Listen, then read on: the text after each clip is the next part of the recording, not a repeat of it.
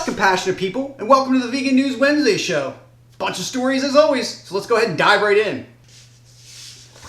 Disney World and Disneyland and all their theme parks are going to be having over 400 new vegan dishes on the menus in their quick serve stands and tables and carts and in their sit-down restaurants. Disney World will begin having the menu items this coming October, just coming up this year.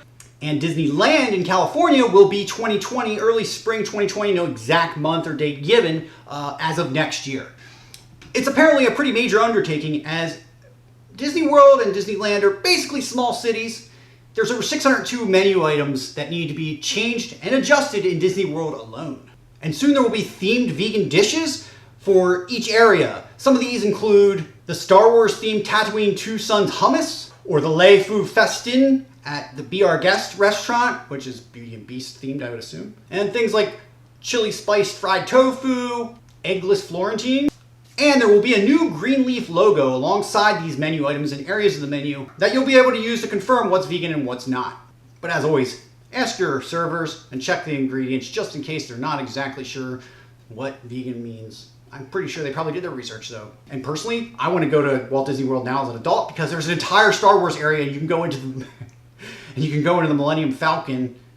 You can go into a 1-to-1 scale version of the Millennium Falcon. All right, this is vegan news, not Star Wars news, but you know, I do love Star Wars a lot, a whole lot.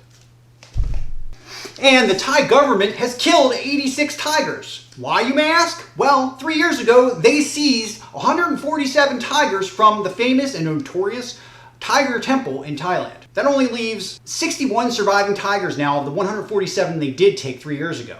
And the reason they took them, you might ask? They were afraid that they were being mistreated, despite the fact that they were being basically worshipped, given plenty of food, had pools to swim in, hang out. They really didn't have to do much other than be there and be tigers. But the government, in their infinite wisdom, as governments always do, they knew best. And now, 87 tigers are dead. Thanks a lot, Thai government. Good job.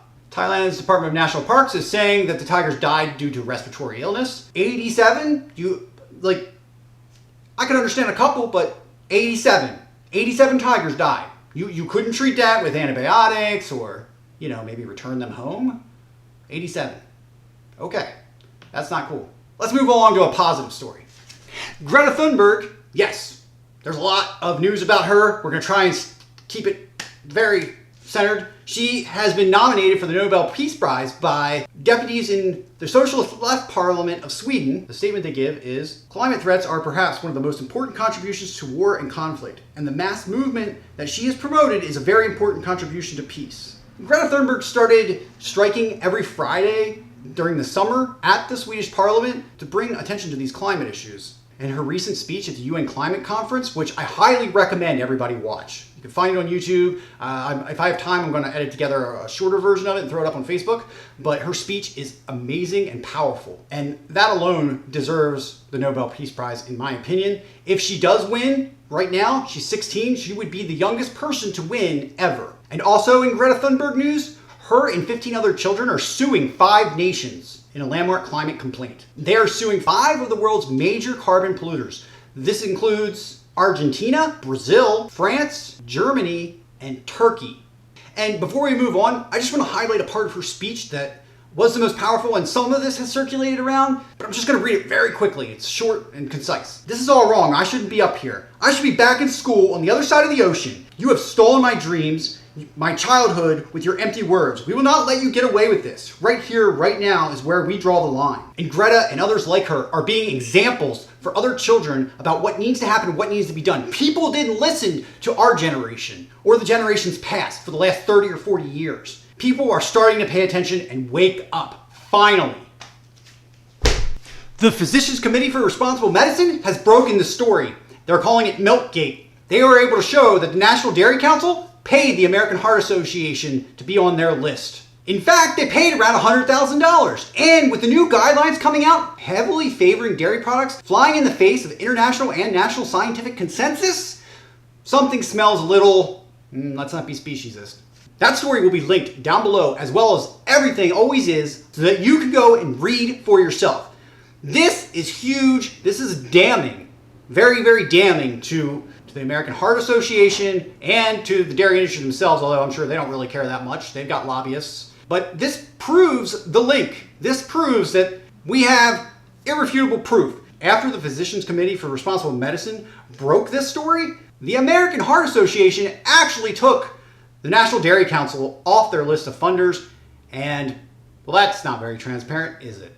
They're trying to minimize the damage that happened. But you know what we're going to do? We're going to go ahead and put their phone number right here. Phone number, just call this. Just call this.